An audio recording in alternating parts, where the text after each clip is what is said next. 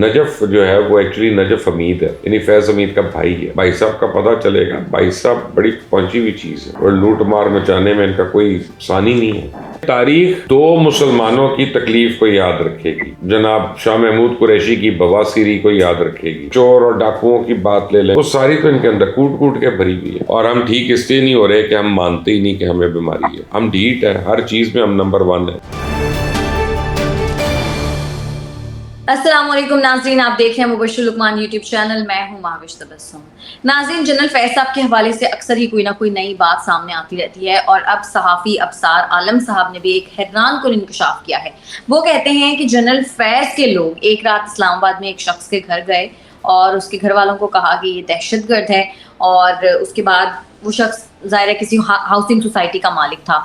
तो वो जो हाउसिंग सोसाइटी है वो ज़बरदस्ती नजफ नामी जो शख्स है उसके नाम पर मुंतकिल की गई, और जाहिर है उस शख्स को ज़बरदस्ती उसके साथ की गई होगी ना, वरना तो कोई अपनी प्रॉपर्टी किसी के नाम नहीं करता। लेकिन मुबश्शिर साहब, ये समझ नहीं आ रही ये सब क्या होता रहा है हमारे मुल्क में, और कोई पूछने वाला नहीं था। देखिए, पहले आपको मैं एक बात बताऊं कि ये देखें कि कौन कह रहा है और क्या कह रहा है। अच्छा। अब अबसार आलम का ताल्लुक है जंग और न्यूज़ से। अच्छा, मेरा उनसे इख्तलाफ हो सकता है, अपनी जगह पे हो सकता है, लेकिन जंग और न्यूज़ में और जियो ने अपनी ज़िंदगी में इतने मसाइल देख लिए हैं मेरे कि वो बहुत फूंक फूंक के कदम रखते हैं। और उनके तमाम लोग जो हैं, और अबसार आलम तो मैं ख्याल है उनके एडिटर लेवल के आदमी हैं, वो भी बहुत फूंक फूंक के अपनी स्टोरी को check, double check, cross check उस तरह से करते हैं। ये तो हो सकता है कि स्टोरी कभी गलत भी हो सकती है, लेकिन मेरा ख्याल है कि वो काफ़ी उसके ऊपर एक बैक ट्रैकिंग करते हैं। तो ये सोचना कि ये स्टोरी गलत होगी या बिल्कुल फ्रिवलस होगी या बेबुनियाद होगी, उसकी तो गुंजाइश नहीं बनती। जो मैंने इसके ऊपर मुझे पता चला वो ये है कि नजफ जो है वो एक्चुअली नजफ हमीद है, यानी फैज हमीद का भाई है, और उसके नाम पर वो किया गया सारा कुछ। अच्छा, फिर वो फैमिली जो थी उनको लेने के देने पड़ गए और वो पाकिस्तान से भाग के चले गए। और बाय द वे वो पाकिस्तान में काफ़ी मेजर इन्वेस्टमेंट करने आए थे, बाहर से पैसा लेके आए थे, उनके साथ ये हैंड हो गया। तो फैज हमीद के तो भी करतूत आएंगे सामने एक एक करके। ये तो चावल का आप देख का एक दाना है, आप समझे, एक कोसा। अभी तो आपको भाई साहब का पता चलेगा। भाई साहब बड़ी पहुंची हुई चीज़ है और लूट मार मचाने में इनका कोई सानी नहीं है। सर, जेल भरो तहरीक आपको पता चल रही है आजकल। आज गुजरांवाला से जेल भरो तहरीक के कारकुनान ने गिरफ्तारी देनी थी, और जिस तहरीक इंसाफ के रहनुमा ने गिरफ्तारी देनी थी उनको डेंगू बुखार हो गया। सर, क्या कहेंगे आप इसमें? मैं क्या कहूँ, आप ये देखें ना, वो आपको मैं एक शेर तबीयत तो किसी भी खराब हो सकती है। आपका तबीयत तो खराब हो सकती है, लेकिन तारीख दो मुसलमानों की तकलीफ को याद रखेगी। एक शाहजहां बादशाह जो था उसकी असीरी को याद रखेगी, वो जो कैद हो गया, और एक शाह मुल्तान जनाब शाह महमूद कुरैशी की बवासीरी को याद रखेगी। तो ये दोनों तो याद रहेगी। अब ये अशरफ अली मुगल है, इनको जिस दिन गिरफ्तारी इन्होंने देनी थी उसी दिन इनको डेंगू हो गया। तहरीक इंसाफ के जितने लोग बीमार होते हैं ना, उनको सारी बीमारियां उसी दिन हो जाती हैं। आप चाहे शहबाज गिल को उठा लें, शेख रशीद को उठा लें, फवाद चौधरी को उठा लें, किसी को उठा लें, उसी दिन उनके मसले जो है वो खुलकर सामने आ जाते हैं। और यानी जब इन्होंने अदालत में पेश होना होता है तब भी इनकी तबीयत नासाज होती है, जब गिरफ्तारी देनी होती है तब भी तबीयत नासाज होती है। आगे पीछे वो आस्तीनें चढ़ा कर रोल करके तलंगे बने होते हैं, टार्जन बने होते हैं। आप देखें ना, कल आपको मैं एक बात बताऊं कि परसों पेशावर से कितने लोगों ने गिरफ्तारी दी? कोई नहीं दी। पिंडी से शेख रशीद ने गिरफ्तार होना था, वो जो जेल को अपनी ससुराल कहते हैं, वो पुलिस की गाड़ी के करीब आए और गोता खा के निकल गए पतली गली से। तो खैर इतनी भी पतली गली नहीं हो सकती जैसे शेख रशीद निकले, लेकिन ये है कि बारह लोग निकल गए वहां से। तो ये इनके आप करतूत हैं। आप देखें, हम अलामती गिरफ्तारी दे रहे हैं। अलामती गिरफ्तारी क्या होता है भाई?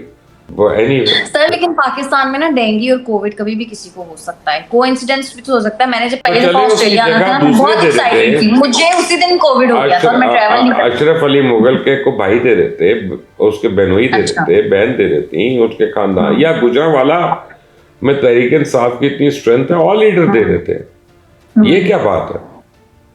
गिरफ्तारी दे रही थी ना, वो नहीं दे रहे। चलें, अब देखते हैं उनका बुखार जब उतरेगा तब देते हैं गिरफ्तारी। सर, कल खान साहब ने कौम से हंगामी असल बुखार तो देखना है कि इमरान का कब उतरता है, बाकियों का तो उतर गया।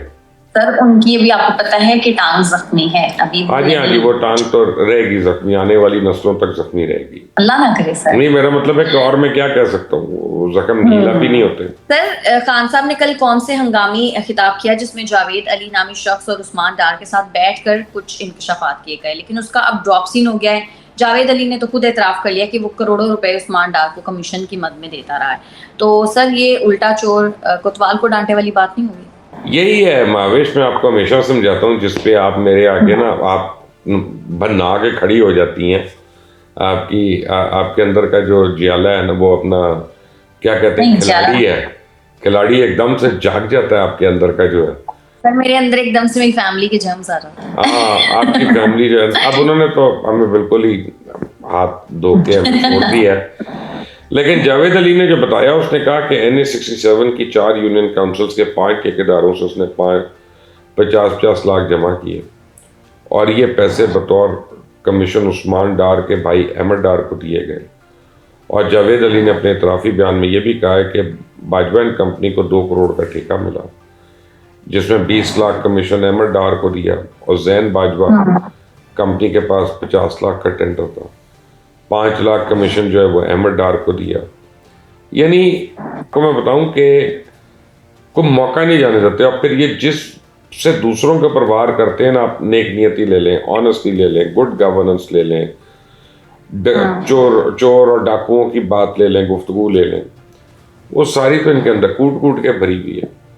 अब आप अगर मुझे पूछेंगी ना अपने सवालों के बाद, तो मैं आपको एक बड़ी अजीब सी बात बताऊंगा, लेकिन वो बाद में पहले आप नहीं सर, आप अभी बता रहे सर, अभी बात से बात निकल रही है। अभी आप ये देखें कि पंजाब का सबसे बड़ा डाकू जो था, उसको खान ने पाकिस्तान तहरीक इंसाफ का सदर बना दिया। और अब आप देखना कि ये सदर क्यों बनाया? क्या इमरान खान बेवकूफ़ आदमी है? नहीं, इमरान खान बहुत ज़हीन इंसान है, इमरान खान बहुत चालाक आदमी है और इमरान खान इस्तेमाल करता है लोगों को। अब वो जो आस्तीन के सांप जिनका शहबाज गिल और बाकी सारे जिक्र करते रहे ना, वो 3-4 का टोला जो है, उनको खान खुद नहीं काट सकता था।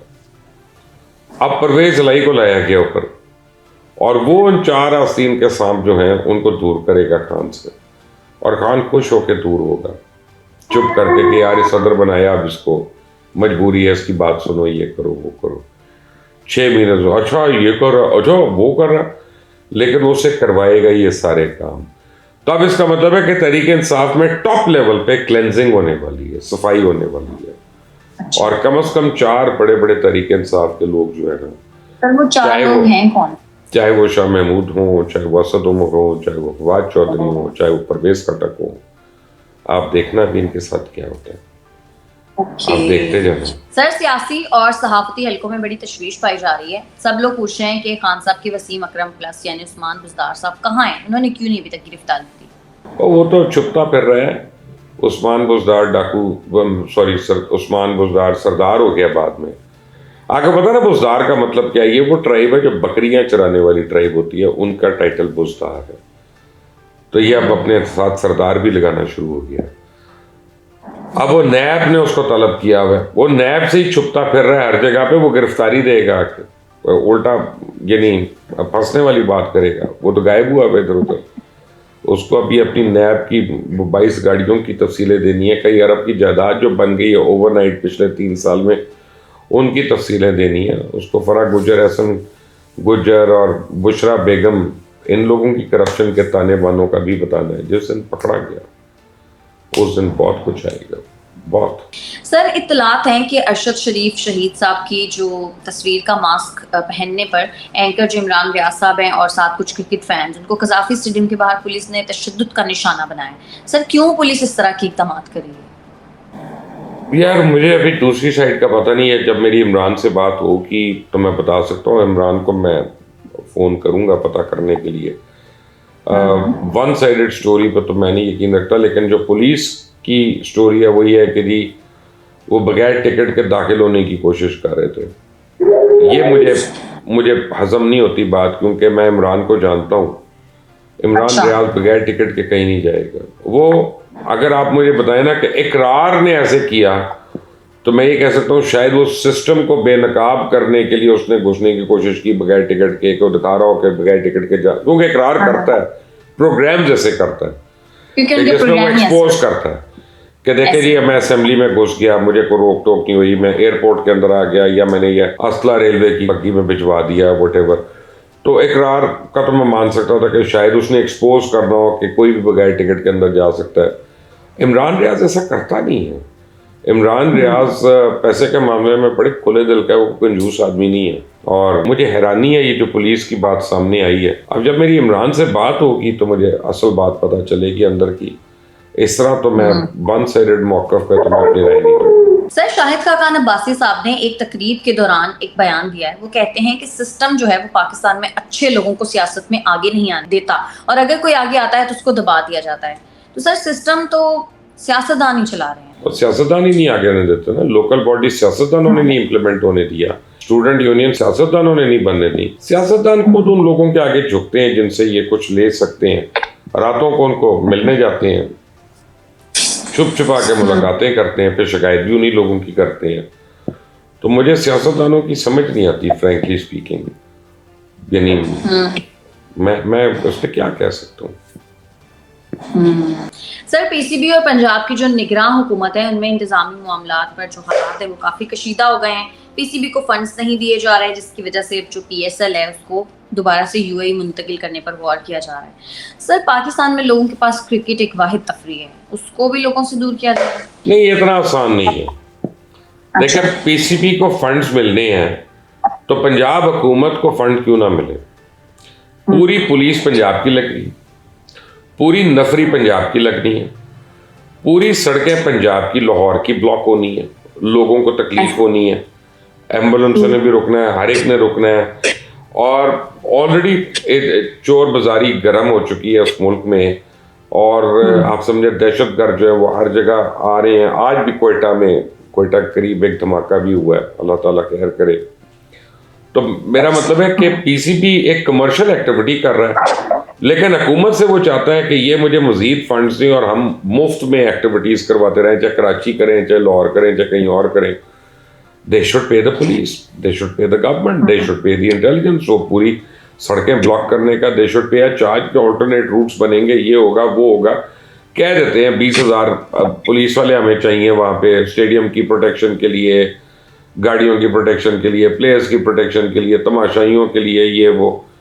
तो भाई वो कहीं ड्यूटियों से उठा के उनको वहाँ डाला जाएगा ना। तो फिर या तो पंजाब हुकूमत कॉन्ट्रैक्ट पे 1 महीने के लिए लोगों को हायर करे कि रिटायर्ड मुलाजमीन को, और उनको वहाँ पे प्लेस करे, तो उसके लिए फंड चाहिए। कहाँ से देगी वो फंड? यानी ये यूएई में करेंगे तो यूएई में मुफ्त होगा, यूएई में पैसे नहीं लगेंगे, यूएई में तो दिरहम में पैसे लगेंगे। और दिरहम कितने का है इस वक्त? अभी को 27 रुपए का दिरहम तो नहीं है, 3 गुना बढ़ चुका है उससे।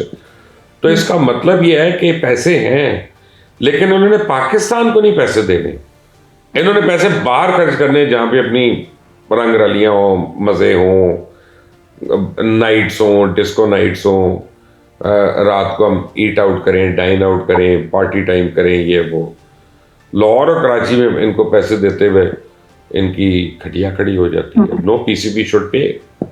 मैं अगर पंजाब का निगरान हूँ, कोई वजीर, तो मैं तो बिल्कुल नहीं एग्री करूँगा बगैर पेमेंट के ये पीएसएल को फैसिलिटेट कराने के लिए। सर, आपको अगर निगरान वजीर आला बनाया जाता तो आप एक्सेप्ट कर लेते? ये बनाया जाता तो मैं क्यों ना एक्सेप्ट करता, ये तो कोई बात ही नहीं है ना कि मैं ना करता। लेकिन मुझे वजारत में मेरा नाम आ रहा था, और सर वही मैं इसी वजह से वजारत के लिए आ रहा था उस पे मैं जरा रिलक्टेंट था। अच्छा, ओके। तो लेकिन वो सच था कि आपको वजारत की ऑफर हुई? अब बस चले आगे चले, अब लोग काम कर रहे हैं अपने अपने काम, उनको क्यों बुरा लगे? उनको टेंशन पड़ जाएगी कि कल को आ गया फिर क्या होगा। नहीं सर, मैं सोच रही हूँ आप बन जाए अगर निगरान वजीर आला तो हमारा भी कुछ फायदा हो जाएगा। आपका क्या फायदा होगा मेरा? था कि आपको रोज में वैसे मुझे क्या फायदा, मैं तो यहाँ रहती हूँ। व्हील और पे इंटरव्यू दूंगा रोज, आपको यही हो सकता है। नहीं सर, वो जो मैं लास्ट टाइम आई थी लाहौर मेरे एयरपोर्ट पर पास जो मेरे साथ माविश हुआ पहले था, एटलीस्ट वो नहीं होगा। 4 वजारतें रह चुकी हैं मेरे पास, अल्हम्दुलिल्लाह। अच्छा, बिल्कुल बिल्कुल ऐसा। और जो है ना, यानी अगर किसी ने पहली बारी बनना हो तो उसके लिए तो बड़ी एक्साइटिंग चीज़ है। दूसरी बारी बनने के लिए आप ये चाहते हैं कि फिर या तो मेरे पास पावर भी हो, कंट्रोल भी हो, या कोई अच्छी वजारत हो, ताकि मैं कोई डिफरेंस तो दूँ ना, फ़र्क तो डालूँ। अगर आपको ये लगे कि आपसे फ़र्क कोई नहीं होना, सिर्फ किसी की बुराइयां सुननी है, तो वो तो काफ़ी नहीं है, वो तो हम वैसे भी करते नहीं सर, वैसे मैं पॉजिटिव सेंस में कही थी कि अगर आपको वजारत मिले तो आप सिस्टम में कुछ बेहतरी की चीजें तो कर सकते हैं ना अपने। हाँ, लॉन्ग टर्म होनी चाहिए ना, 1.5 महीने में तो चेंज नहीं होती। 1.5 महीना तो लाहौर का ट्रैफिक का निज़ाम नहीं सही हो सकता। सर ट्रैफिक का निजाम लाहौर का ना 1.5 महीने नहीं, 150 साल में भी नहीं निकल बड़े आराम से हो सकता है माविश, बड़े आराम से हो सकता है। 6 महीने के अंदर तो करना ही नहीं चाहते। शुद्ध हो जाएंगे सारे, शुद्ध हो जाएंगे सारे। और ये चाहते नहीं कि हो, क्योंकि हर एक की पतियां लगी हुई हैं। पैसे जो खाने होते हैं वो ऊपर तक हिस्से जाते हैं, ऊपर भी जाते हैं, साइडों पे भी जाते हैं। तो ये जो रिश्वत का और चोर बाजारी का एक बाजार गर्म है, वरना यही पाकिस्तानी है। दुबई जाते हैं, सऊदीया जाते हैं, दुनिया के किसी मुल्क में जाते हैं, कैसे टोको के गाड़ी भी चलाते हैं और जेब्रा क्रॉसिंग ढूंढ के सड़क क्रॉस करते हैं। सर आपको पता है, कल परसों मैं उबर पे जा रही थी, तो जो ड्राइवर था उबर का वो भूटान का था। तो उन्होंने मुझसे पूछा कि आपके मुल्क में इतने हालात क्यों खराब हैं। तो मैं उसको बता रही थी। मुझे कहता है क्या मतलब आपके मुल्क में पैसा नहीं है, यानी कि आपके जो पॉलिटिशियंस है वो गरीब हैं, पॉलिटिशियंस गरीब हैं इसीलिए आपका मुल्क गरीब है। अब मैं उसको क्या बताऊं कि हमारे यहाँ पॉलिटिशियंस अब पाकिस्तान की किस्मत आप देखें कि भूटान वाला हमें बताएगा हमारा निजाम खराब है।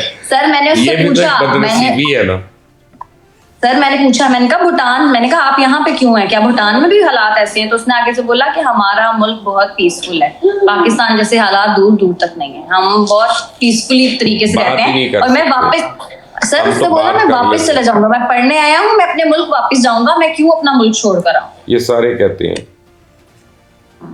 सारे कहते हैं। बात ये नहीं है, बात यह है कि हमारे में बड़ी कमजोरी है, हमारे में बड़ी कमी है, और हम ठीक इसलिए नहीं हो रहे कि हम मानते ही नहीं कि हमें बीमारी है। क्योंकि जब आप मानेंगे नहीं कि मुझे कोई तकलीफ है, तो आप डॉक्टर के पास नहीं जाएंगी, इलाज ही नहीं होगा। हम ढीठ है, हर चीज़ में हम नंबर 1 है। इस वक्त हम सिर्फ एक काम में नंबर 1 है, और वो है लोगों को एक्सपोर्ट करने में। यानी हमारे लोग धड़ाधड़ फॉरेन नेशनलिटीज़ भी ले रहे हैं, परमानेंट रेजिडेंस भी ले रहे हैं, और जॉब्स ले रहे हैं और बाहर जा रहे हैं। और मैं अशराफिया की बात कर रहा हूँ, अभी मैं गरीब और मिडिल क्लास के लोगों की बात नहीं कर रहा। सर इस वक्त मैं देख रही हूँ पाकिस्तान में जिसके पास भी थोड़े भी पैसे हैं ना, वो बाहर निकलने की कोशिश कर रहा है। क्योंकि मुझे बड़े लोग कांटेक्ट करते हैं कि हमें गाइड करें, ये तो जिससे मुझे आइडिया होता है कि हर बंदा वहाँ परेशान। ठीक है मुबश्शिर साहब, बहुत शुक्रिया आपका आज के प्रोग्राम के लिए। नाज़रीन आज के प्रोग्राम से इतना ही। अगर आपको वीडियो पसंद आती है तो चैनल को कर दें लाइक, सब्सक्राइब और शेयर, और अपनी कीमती राय से हमें ज़रूर आगाह कीजिएगा। हमें इजाज़त दें, अल्लाह के बाद।